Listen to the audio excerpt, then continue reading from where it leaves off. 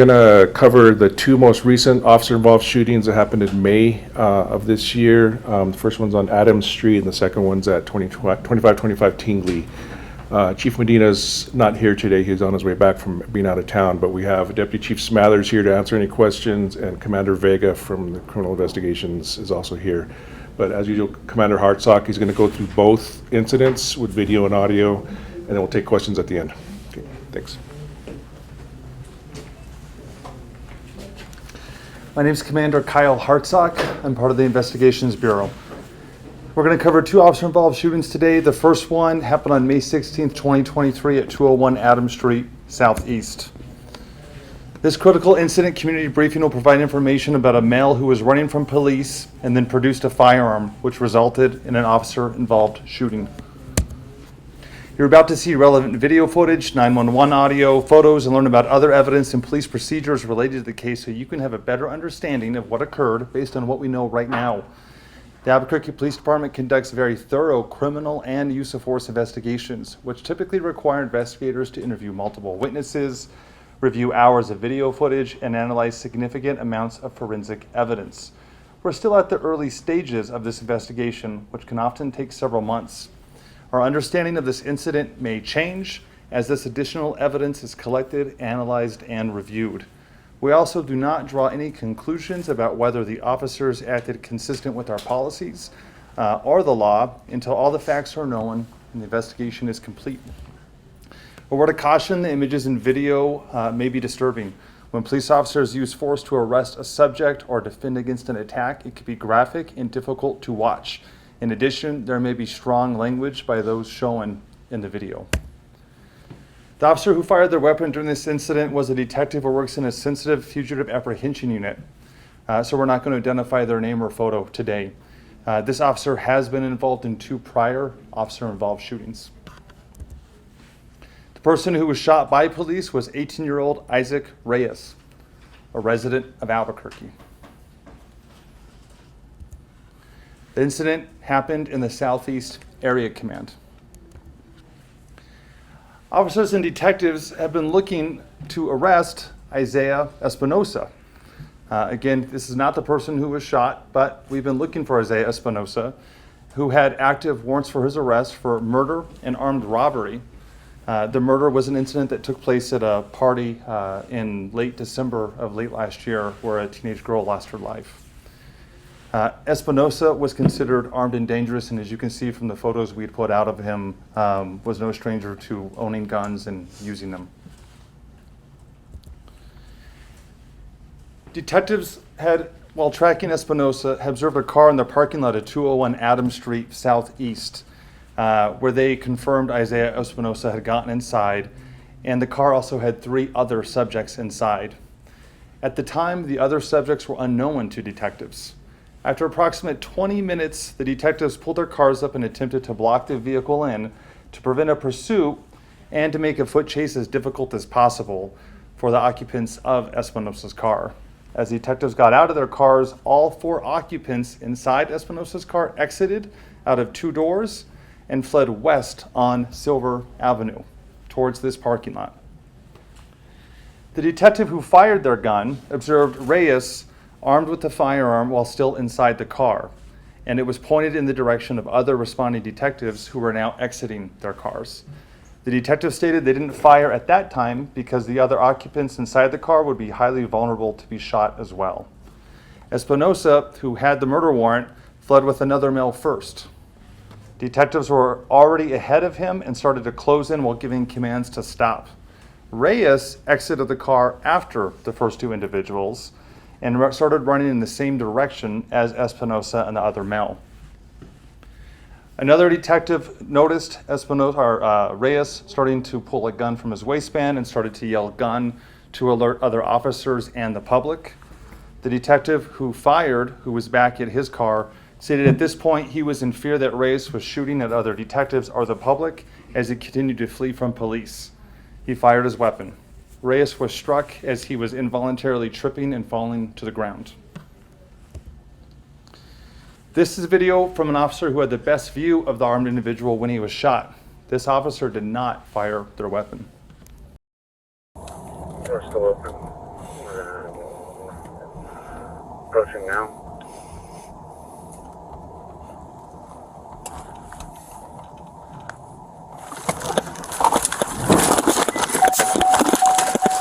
Police, hands up!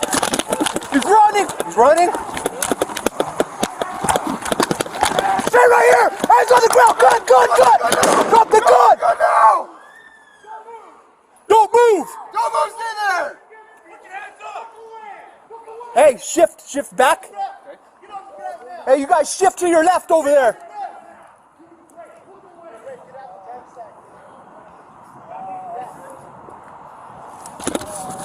Don't move. Are you guys good over there? Just move up. You got lethal? Yeah. Moving up. This video is from the officer who fired their weapon. They fire from inside their car. The video captures part of the fleeing, but you won't actually see the individual who gets shot from this view. Approaching now.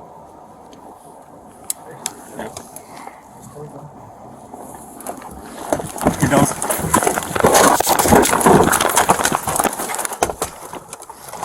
Police, hands up! Get on the ground! Put your hands up! Put your hands up!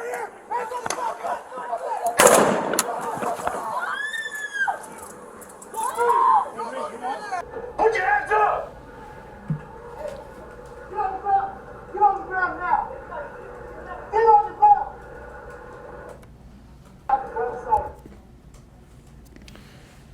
This third video we're going to show you is from the arrest of Isaiah Espinosa. Again, he's one of the first ones out of the car. He's fleeing away. Mr. Reyes is behind him, who gets shot and has the gun. The officers that take Espinosa into custody do fire a less than lethal 40 munition round to get the person to stop, and he's taken into custody. Police, hands up! Police, hands up! Don't hands up! Hit him. Hit him. Get on the ground! Get on the ground! Don't move! If no force will be used against you! Look away! Look away! Look away from me! Look away right now! You in the grate! Look away! Hands free. You guys good? Hands free. Move it up. Hands up.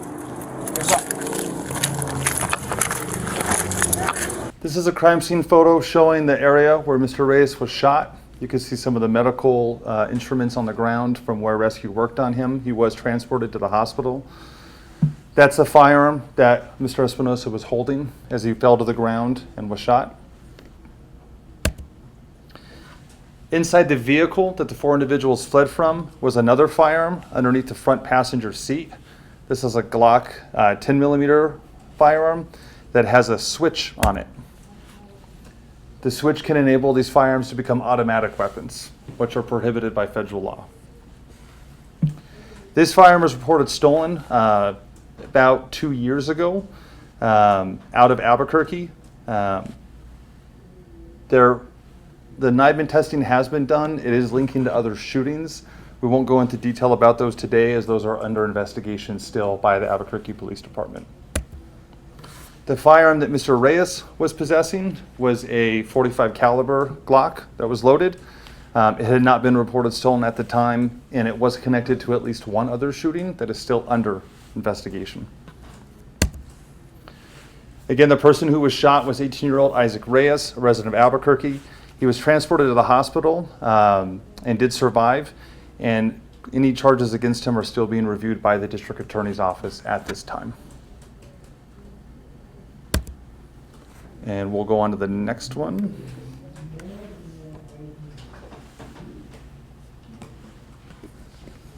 Which occurred on May 19th, 2023 at 2525 Tingley Drive, Southwest. This critical incident community briefing will provide information about a male who was suicidal and aggressively moved towards officers with a spear, which resulted in an officer-involved shooting.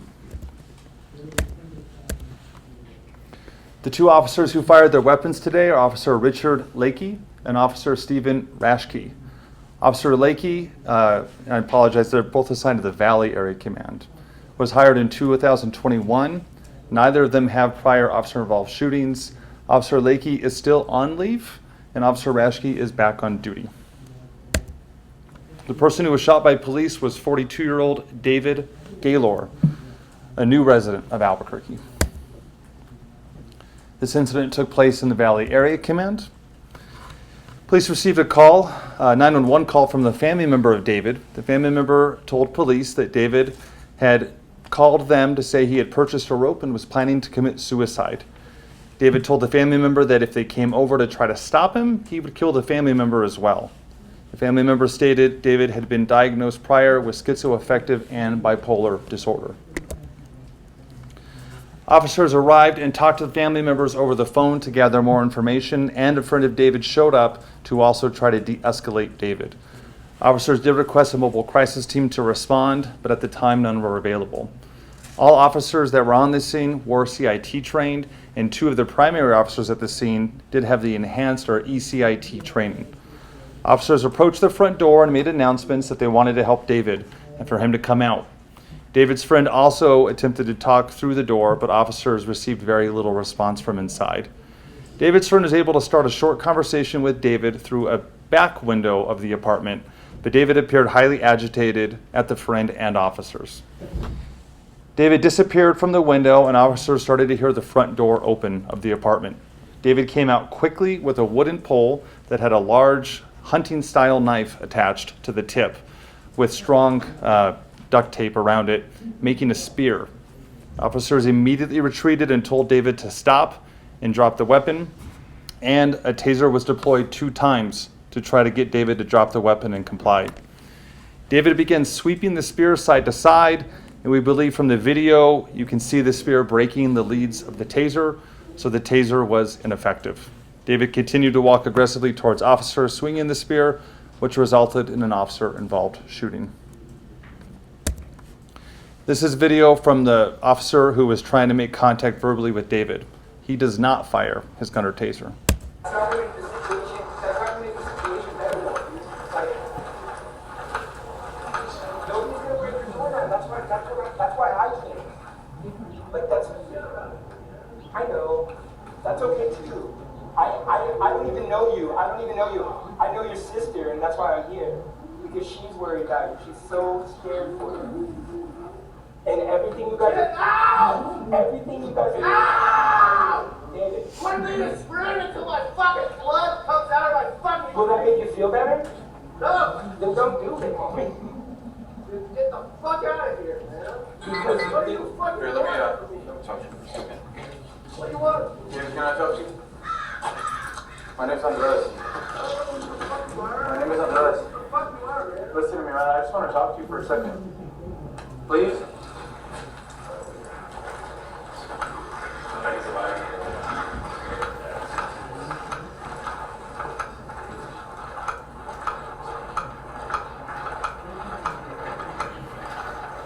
All right, David. Hey, I'm on Fuck out of here.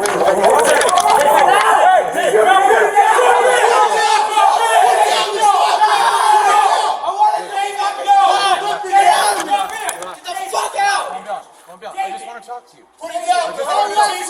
David, I just want to talk to you.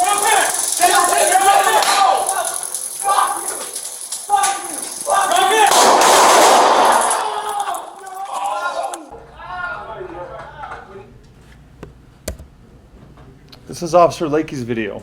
Lakey does fire his taser twice and fires his handgun. Fuck out of here. I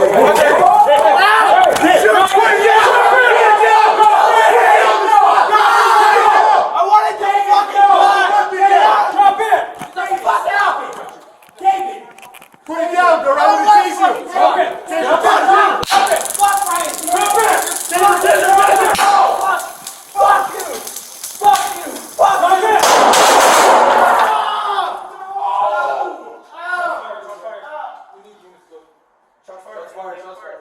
Dave, we just want to help you.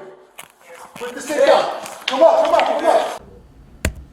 This is Officer Rashke's video. He does fire his handgun. Hi, David. Hey, I'm on Fuck out of here. I want to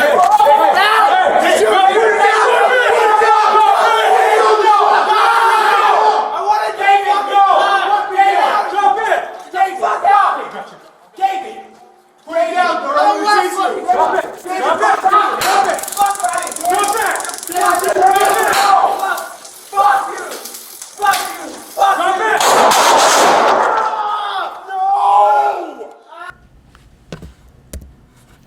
This is a photo of the homemade spear, the tip of it.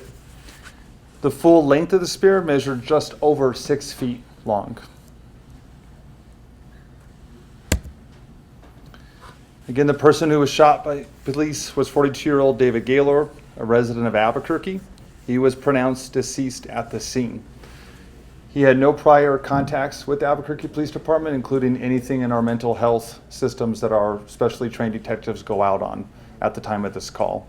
A short history from the family is he was from Las Cruces, had mental health episodes down there, but was otherwise unknown to some of the resources that we work with in Albuquerque. For both cases, over the next several months, the Albuquerque Police Department will continue to investigate and analyze this incident.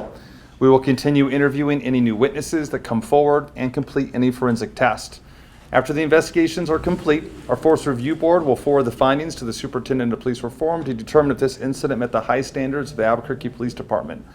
The MATF will forward their case to the District Attorney's Office, who will make any determination of criminal charges. And we're happy to answer any questions on either of those incidents for you. Yep. Do we know where Reyes got the gun, the one that wasn't stolen?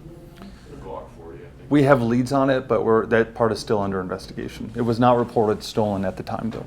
Okay, and the detective who shot at him, did he have clear sight of the gun when he shot, or did he react to like the gun? He stated he saw the gun himself. And it's kind of, we try to show you 3 videos, but from his window, he's right where where everyone flees, and he has a direct line of sight down that sidewalk. And is that detective back on duty? He is back on duty. Did you say that the gun that was found in the passenger side seat, you connected that gun to Espinosa?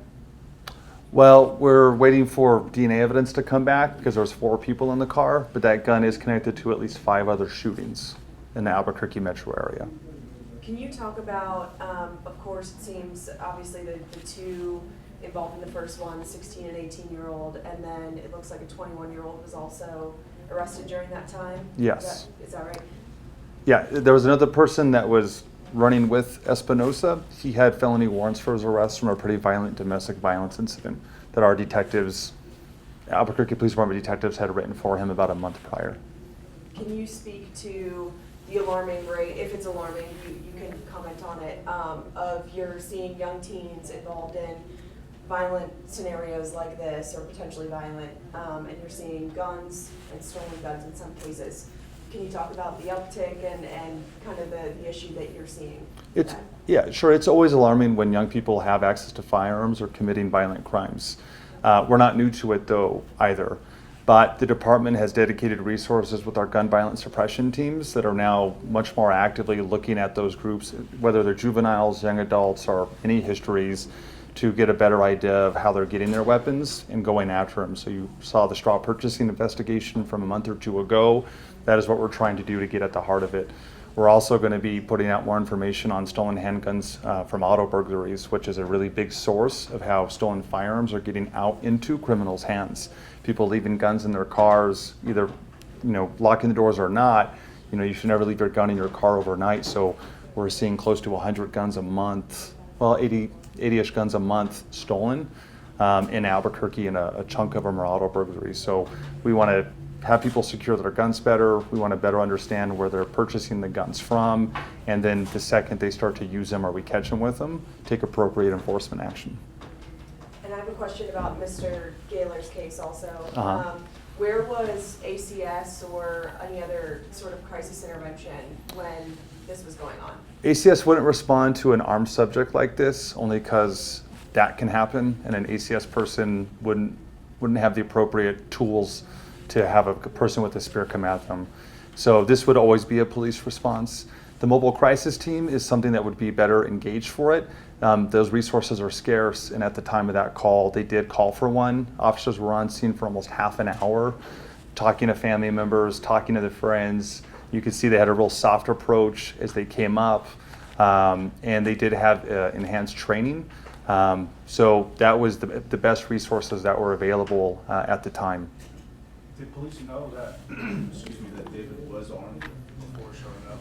The family was actually insistent that he had no weapons. The family member told us he has no weapons, no weapons, no weapons. He says he has a rope and wants to hurt himself, and we don't want him to hurt himself.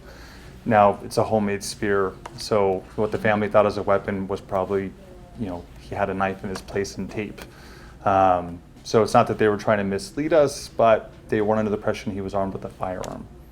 But the family member did say that he threatened to harm the family member if he showed up, so that was Yes. also an issue. Is that why ACS didn't go, was the threat then? Because you guys didn't know he was armed at that time, like before he came out with it, right? ACS is not responding to suicidal subjects because suicidal subjects can be dangerous like this. So that's not going to be a safe option because someone who's willing to take their life is in a real delicate emotional place. The mobile crisis team with a trained, licensed, therapist or doctor is great, but they're right next to a police officer as well. Because if someone decides to do this, we have to keep everyone as safe as possible. And why was the mobile crisis team not available? Or why was there one not available? I don't know why there wasn't one available, but they did check the dispatch. Dispatch checks citywide, and we'll usually call the sheriff's department dispatch to see is anyone available. But again, those resources are scarce, those teams, and they're very busy as well. In the situation regarding Espinosa and Reyes, when shots were fired at Reyes, was it because he had a gun, or did he seem to pose a threat, even though it seemed like he was running away? Well, he started to draw the gun in the midst of the foot pursuit, and you guys will see the video, but he starts to trip and it starts turning him around with the gun in his hand. And it's just a really highly volatile situation. Again, we're going to review it for training and policy, and the DA's office will review it, but it's really highly volatile to run with a gun in close quarters with police, and any quick movements at all are going to be deemed as threatening nearly every time. The two guns that were found in the first instance, are any of the Niven leads homicides? No. Okay. And like when you said you have leads on where Reyes got the gun, you're not willing to disclose what those leads are? We're still investigating it, yeah. Okay. And then can you say when the two prior OISs were for the detective? Do you guys have dates for those? I'll get with Gilbert and get the exact dates. Yeah. Nothing in the past few years, I know that, but I don't know the exact dates. When you say how scarce your mobile crisis teams are, do you have a number on how many teams you have in the department? No, we can get it back to you though. We work with the county on some of these teams and fire, but I'm not sure what the numbers are right now. How often is there that mental health piece when there's a situation like this? Can you speak to how often officers are seeing people who are in that sort of state of mind when they're on these calls? Every day. We respond to suicidal subject calls daily in the city of Albuquerque, and by and large, 99% of them, there is some kind of opening the door, let's talk, paramedics come in, and that person goes to the hospital to talk to maybe a psychiatrist about what's going on. That is how the large majority of those calls go. When it comes to both of these situations, do they affect the compliance that you guys are currently working with the DOJ and the DOJ monitor? Or is it just more work and just trying to figure out how to work with the policies put in place by the DOJ? Well, the Force Review Board, I want to make sure I answer your question right. That's what they're in place for. And even these briefings are just to be transparent with the public and you all about what happened. But ultimately, there is a force process that investigates this. There's a board that reviews it. There's lots of oversight in place on purpose to make sure that everyone is in agreement that our department's continually headed in the right direction. The officers have the tools and the training they need to make the best decisions and use of force when they have to, and that we keep evolving always. This is early on both these. So right now it's unclear if Reyes will be charged. The DA is looking at it. Correct. Okay. And then why is the Lackey or Lakey, why is that officer still on leave? I don't have all the particulars, but it's not uncommon that some officers involved in shootings need more time than others, and we give them that time. Okay. I know you guys did a review of all of last year's shootings, and obviously you guys said you're going to keep doing that going forward. Has there been a discussion, like even in these early stages of like things that could have been done differently in either of these cases? As far as I'm aware, that same review is always being done. But this hasn't met Force Review Board yet. We're going to give the Internal Affairs Force Review Division enough time that they can do their interviews, they can look at the evidence, and they can write up a more comprehensive report. So that's what we're still going through right now. If you can, I have a two-parter.